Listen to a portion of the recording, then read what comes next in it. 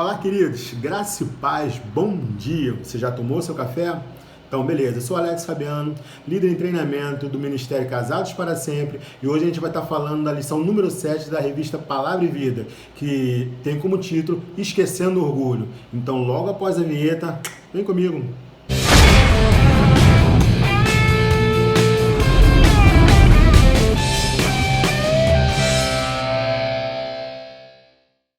Pessoal, a lição número 7 vai nos trazer a reflexão do seguinte tema: esquecendo o orgulho.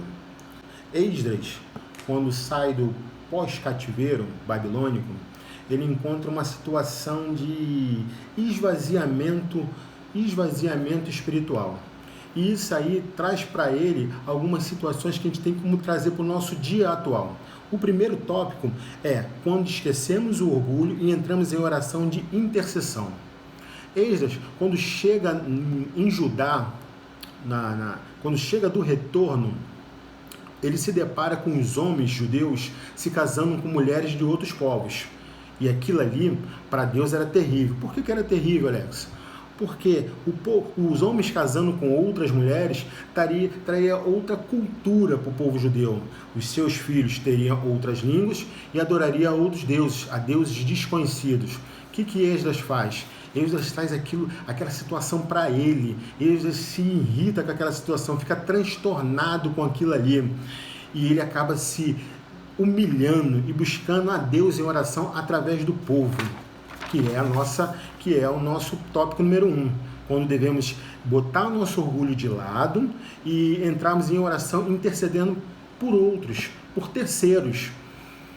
Às vezes, trazendo para os dias atuais, às vezes nós esquecemos de interceder por outros. Às vezes nós nós temos certas atitudes, certas situações em que precisamos tomar certas decisões. E o que acontece? Ao invés de nós buscarmos a Deus em oração, buscarmos a Deus através da nossa liderança espiritual, nós tomamos atitudes errôneas que vai nos trazer uns transtornos terríveis para o resto da nossa vida. O que nós precisamos fazer? Dobrar nossos joelhos e buscar a Deus em oração. Não só por nós, não. Pelos nossos. Mãe, pelos nossos filhos. Pai, pelos nossos filhos também. Filhos, pelos nossos pais. Pelos nossos amigos. Pelo nosso pastor. Pelos nossos vizinhos. Pela nossa igreja. É intercessão. Antes de qualquer atitude, antes de qualquer palavra, antes de qualquer decisão, orar a Deus, buscar a Deus, porque foi o que Esdras fez. Esdras sentiu pelo povo, e não era Esdras que estava em pecado, era o povo que estava em pecado, mas Esdras sabia que o povo pecando, ele também sentiria o peso do pecado, ele também sentiria o peso da derrota, ele também sentiria o peso da consequência. Às vezes nós só olhamos para nós mesmos, às vezes nós só olhamos para a nossa família mesmo, quando na verdade devemos olhar para um todo, devemos olhar pela nossa igreja, pela nossa rua, pela nossa comunidade, pelo nosso bairro, pelo nosso estado, pela nossa nação, colocando de lado qualquer divergência ideológica, política, qualquer divergência religiosa. Não é porque o meu vizinho não é cristão que eu não devo orar por ele. Não é porque o meu presidente não foi aquele que eu escolhi que eu não devo orar por ele. A palavra de Deus vai falar que se nós orarmos pela nossa nação, e devemos orar pela nossa nação, nós teremos paz. Porque na paz da nossa nação, nós teremos paz também. E às vezes nós nos desprendemos disso e tocamos a nossa vida como se não tivéssemos Deus sobre tudo. Às vezes falta para nós uma palavra que minha esposa fala muito: empatia. Fala muito. E nós devemos buscar isso, nós devemos orar, nós devemos interceder. Antes de qualquer situação adversa, interceder, orar e buscar discernimento para as nossas atitudes. No tópico número 2, nós vamos ouvir que quando esquecemos o orgulho, nos identificamos com o próximo. Isso é muito importante. Quando a gente busca a referência Esdras, que é o capítulo, que é o que a lição 7 fala que a humildade e a humilhação de Esdras, mesmo inocente, tais pecados, pressupunham que ele fizesse parte deles. Porque no versículo 6 do capítulo 9, ele vai dizer assim: porque as nossas iniquidades se multiplicaram sobre nossas cabeças, e a nossa culpa cresce até os céus. Esdras não estava em pecado. Quando Esdras chega em Judá, ele já encontra uma situação pecaminosa, que são os homens judeus se casando com mulheres de outros povos. Ele não estava em pecado, mas ele toma para si o pecado do povo, porque as nossas iniquidades vai cair sobre as nossas cabeças e as nossas culpas crescem. Entende isso? O pecado não era meu, o pecado era nosso. Então ele assume a situação. Ele reconhece que quando é do seu próximo, também é dele. Não é meu. O que eu posso trazer isso para os dias atuais? O problema não é meu, o pecado não é meu, não estou nem aí. Não é assim. O pecado é do meu irmão, o erro é do meu irmão, também pode ser meu. Eu tenho que orar por ele, eu tenho que clamar a ele. É o que o tópico número 2 vai falar. Nós nos devemos nos identificarmos com o nosso próximo. Jesus Cristo fez isso por nós. Quando ele desce dos céus, toma a feição de homem, deixa a sua glória para se tornar um de nós e morre por nós na cruz. Às vezes é necessário a gente abrir mão dos nossos títulos, do nosso poder financeiro, das nossas condições e sentir a dor do próximo e passar pelo que o próximo está passando e tentar entender o próximo. A gente vive um momento muito individualista, um momento muito do meu eu.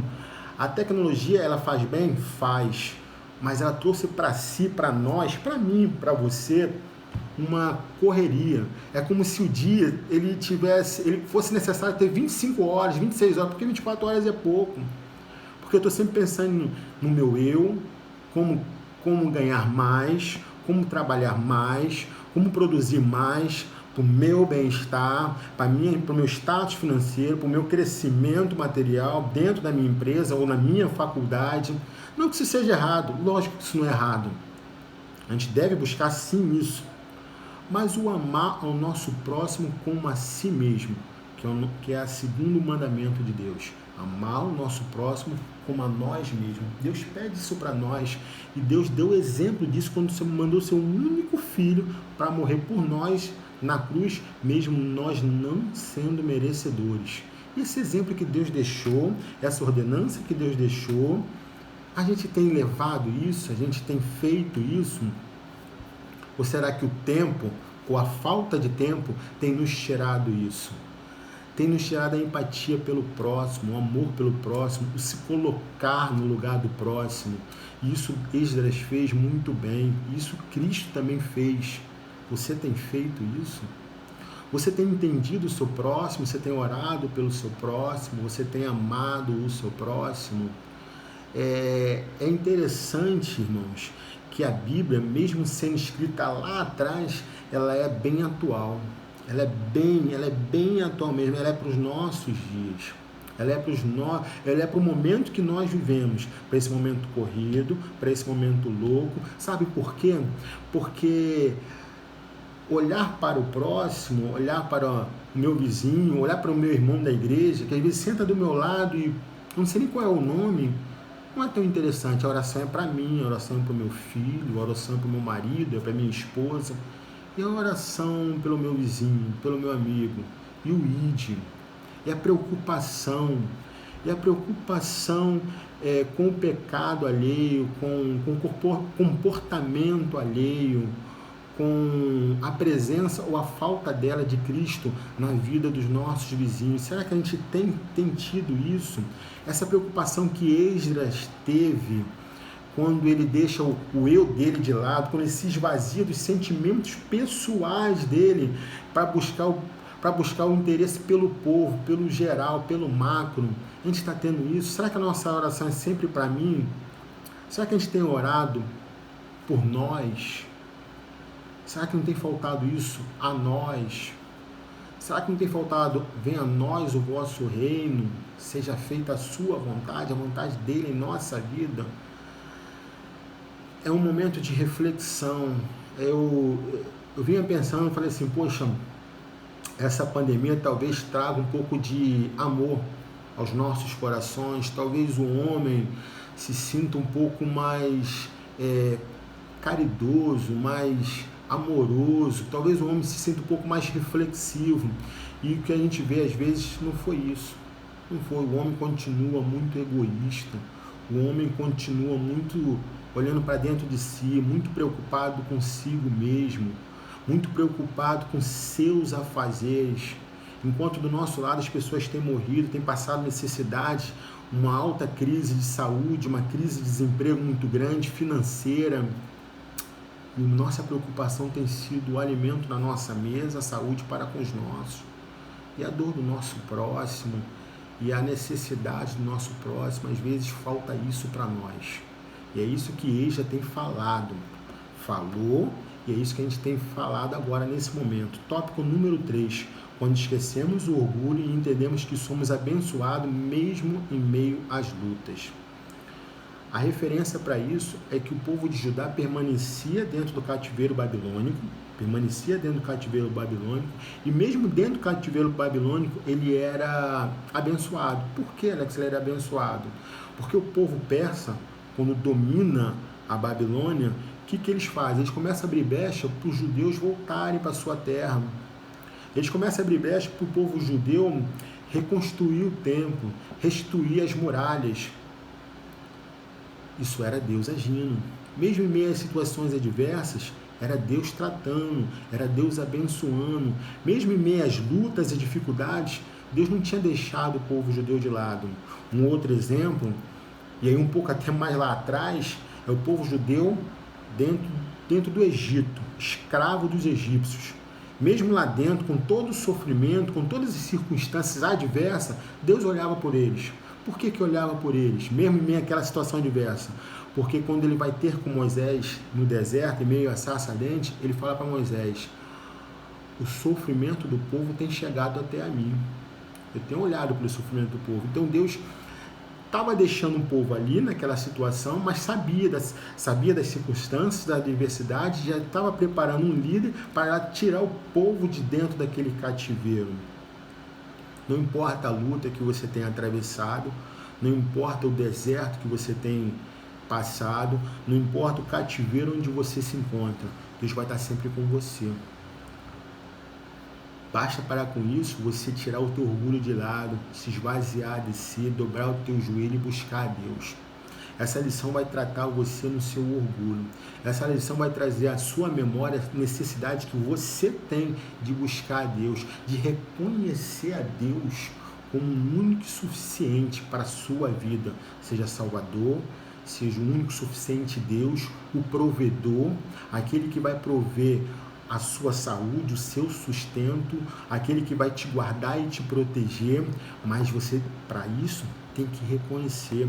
Para isso, você tem que tirar o teu orgulho daqui e dobrar os teus joelhos e buscar a Deus por você, pelos seus vizinhos, pela sua igreja, pela sua comunidade onde você está inserido, pelo seu estado, sim, pela sua nação. Independente das circunstâncias, Deus vai estar com você, Deus está com os olhos e os ouvidos atentos ao seu clamor. Eu estou atravessando uma situação que eu já abandonei, eu não quero mais saber de Deus. O seu tempo não é o tempo de Deus. O seu tempo é um, o de Deus é outro. Então, o seu orgulho tem que ser deixado de lado. Você tem que se permitir ser tratado por Deus, se permitir ser guardado por Deus, entendendo que o desígnio de Deus é um e o seu é outro. Que o tratar de Deus com você é de uma forma, que não tem que ser obrigatoriamente a mesma que você quer para você. Não. Reconheça a Deus, dobre o seu joelho, busque pelo seu próximo, mesmo não sendo você aquele que gerou o problema, ore, busca, clama, faça como Esdras. Se o meu amigo foi quem pecou, se o meu irmão foi quem pecou, o problema é dele. Não, o problema não é dele não, o problema é nosso. O erro dele também é nosso. A dificuldade dele também é nossa. Deixe seu orgulho de lado, porque o que levamos daqui não é nada. e sequer a roupa do corpo podemos escolher. A humildade acima de tudo, o reconhecimento a Deus acima de tudo, isso é um dos princípios, o amor ao próximo acima de tudo, isso é um dos princípios para que possamos ser abençoados e agraciados por Deus. Que essa palavra possa ir de encontro ao seu coração, que essa palavra possa ir de encontro à sua necessidade na manhã de hoje. Graça e paz para você. Amém.